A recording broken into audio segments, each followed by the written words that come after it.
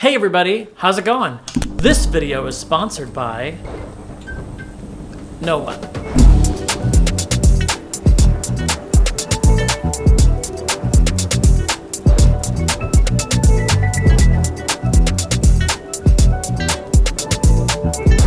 Hey everybody, how's it going? Welcome back to Reading in the Dark.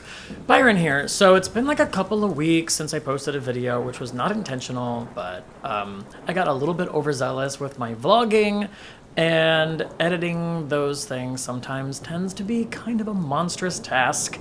I sort of forgot the whole concept of like, shoot some video, edit some video, shoot some video, edit some video. So I just basically was staring down the barrel of like this gigantic pile of video clips and had to edit them all at once. It was taking forever. But I am here, and it is October, which is the greatest month of the year. My birthday is in just a couple of days, which is awesome. So this TBR is technically like a little tiny bit late, but that's okay because I have beer. So, and that is all that matters. So I'm having a Sam Adams Oktoberfest because it is in fact October. So I'm making a festival out of it. This is going to be my TBR video for October. I'm filming this on the 2nd, so it's a little bit late. And like, I'm sorry, but I got busy and stuff.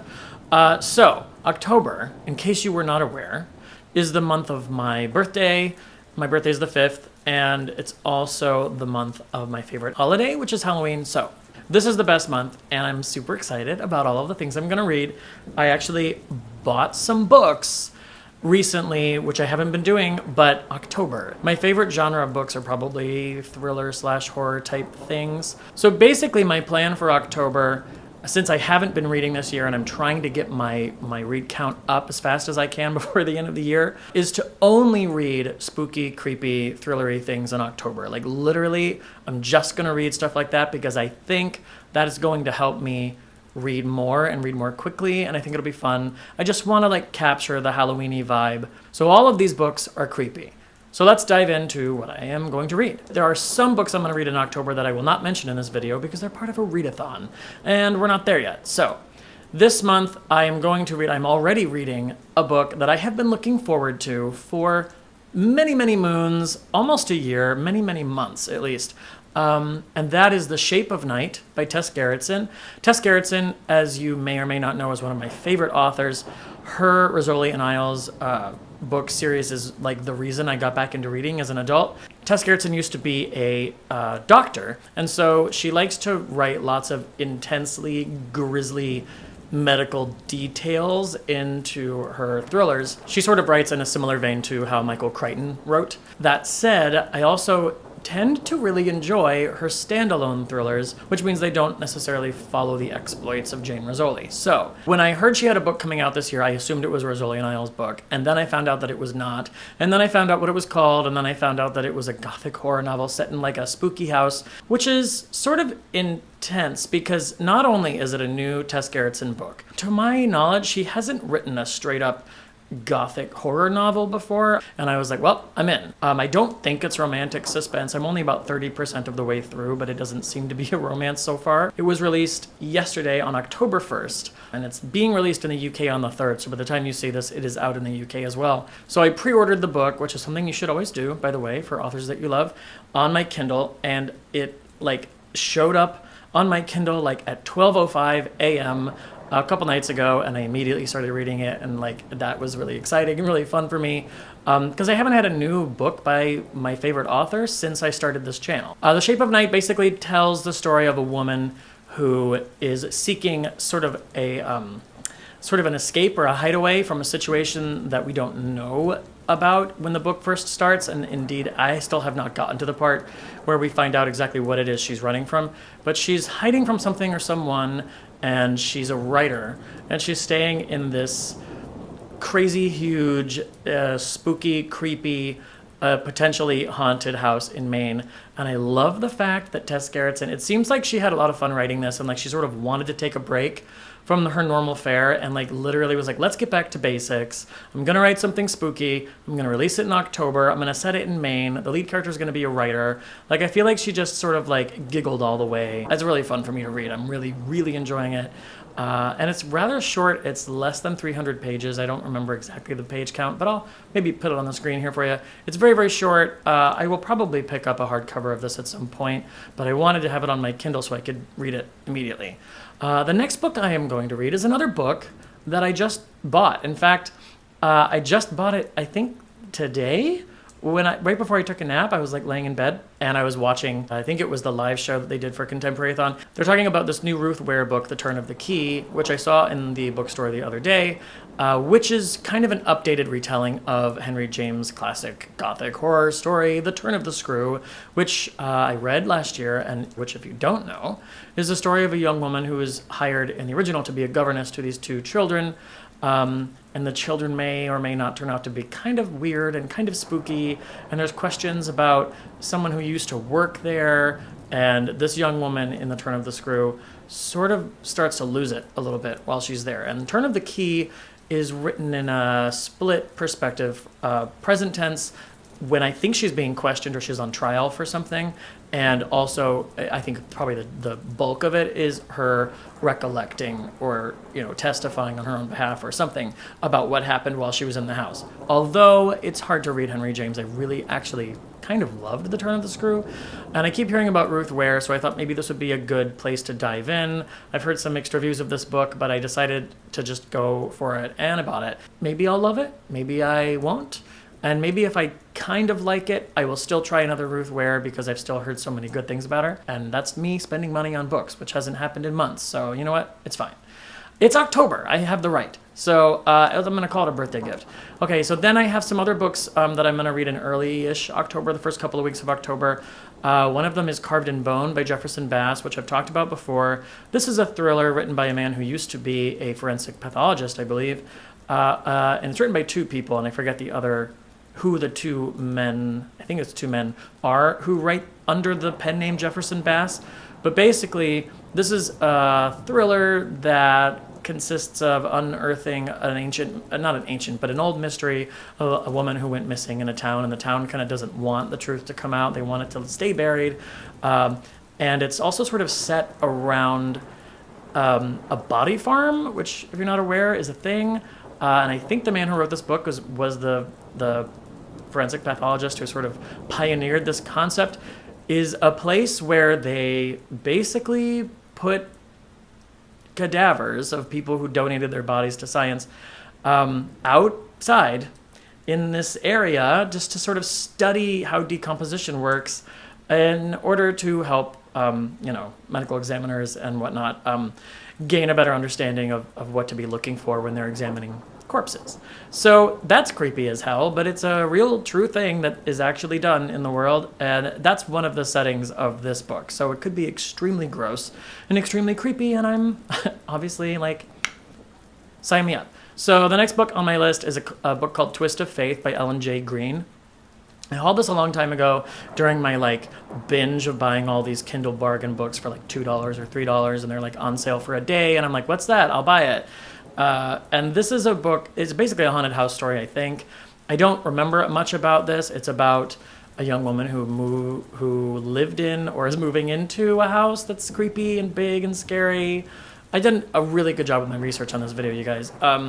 Basically, it's a haunted house story, and I don't know if it's it's not a must-read for me, but these are all the books that I saw in my, unread book pile list that are not just thrillers, but have a spooky vibe to them. So I basically just chose this book, Twist of Faith, because it's one of those creepy, potentially haunted house-esque stories, and although I don't remember a lot about it, it has pretty good reviews. The next book that I am definitely going to read this month, this is actually an anthology of short stories that center around vampires called the Dracula Book of Great Vampire Stories, edited with an introduction by Leslie Shepard. And here it is in all of its glory. I hauled this last year in, obviously, hardcover from, I think, Book Outlet, and it contains a lot of really cool stories that I've wanted to read for a long time. Dracula's Guest by Bram Stoker, which is supposedly an excised portion of Dracula that got cut out. Carmilla by Sheridan Le Fanu, which inspired Dracula in the first place and is credited with sort of creating the whole concept of vampires. As you can see, it's just a long list of all the things. Carmilla by Sheridan Le Fanu, Dracula's Guest by Bram Stoker, La Horla by Guy de Maupassant, The Sad Story of a Vampire. You know what? I'm not going to read all these names because I don't know how to pronounce them. So I think this book is awesome, and I am really excited to finally pick it up and read it this October. I will be definitely letting you know what I think. But is this not the greatest cover? Take a look. Yes, the answer is yes. Which brings me to Spookathon. So I'm taking part in Spookathon, which runs from October 14th to the 20th. It is hosted by Lala from Books and Lala, as always, and I have selected 5 books for this readathon. I'm not going to tell you what they are yet because I'm going to be announcing that in a separate TBR video when the time comes, and I want to take my time and think about exactly what I'm going to read. I think I know, but I'm not going to tell you yet. After Spookathon is over on the 21st, I'm going to try and cram in as many more creepy, spooky, horrific, terrifying, disgusting books as I can, because that's what this month is all about, and I love Halloween. Now, I am throwing a Halloween party on the 25th, as I do every year, and that's going to take up some of my time, but I'm going to find time to read some creepy things. So one of the books I might read the week of Halloween after Spookathon is the one I mentioned before, the Dracula Book of Great Vampire Stories. But 2 of the books that I've selected to read in October, I actually recently hauled from a certain online retailer. Dracul by Dacre Stoker and Powers of Darkness by Bram Stoker and some other people, which is a really interesting thing. So Powers of Darkness I've mentioned on here before. Powers of Darkness is actually Dracula by Bram Stoker, but it is a retranslated translation. So basically, Dracula was translated into Swedish, and then it was translated from the Swedish translation back into English, and I'm going to tell you why. Many, many years ago, I think it was in the 80s, someone discovered that the Swedish translation of Dracula, which was called something that I can't pronounce, which I think translates roughly to Powers of Darkness, contained a foreword which was written by Bram Stoker himself. Historians didn't realize that that had ever happened, so this was really exciting. So they translated the foreword into English so that we could all read and enjoy Bram Stoker's foreword to Dracula way back in the day. But then they stopped there. It wasn't until 2014 that some sort of literary historian actually took a look at the rest of the manuscript, and I don't remember why. There's a whole story about how this came about, and I'll link to that article in the description box below. But he decided he wanted to just take a look in the main manuscript, and he started translating it and discovered that parts of the story were actually different. It wasn't just slightly different word choices. It was like the structure of the story was different. The story was more condensed and it moved more quickly. It was sexier. There was more risque content. It was basically like a revised version of Dracula, which was created for this Swedish translation. And he thought, well, that's very unusual that someone would do that to such a successful book. I think they even said that some characters were either missing entirely or had different names. Like, it's a significant edit.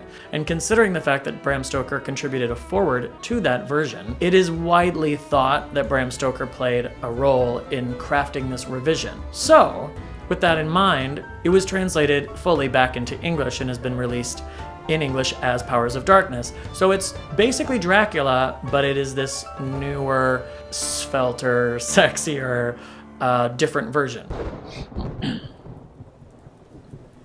I have been fascinated to read this for a long time because, as you know, if you've been to my channel much, I love Dracula. I've read it 2 or 3 times, and I'm finally going to do it, but I realized I didn't own it. So I actually ordered the hardcover of it, and I ordered that with Dracul.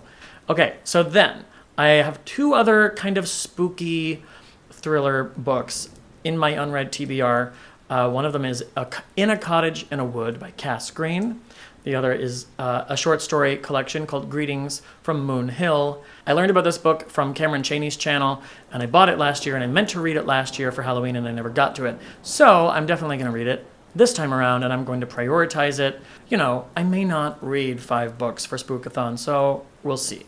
And if there are still some spooky books that I wish I had gotten to on November 1st, maybe I'll just read them. There's no law saying I can't. I still have a bunch of thrillers left in my TBR that I haven't read that are not necessarily spooky or ghostly. The only one that would work is Interview with the Vampire by Anne Rice.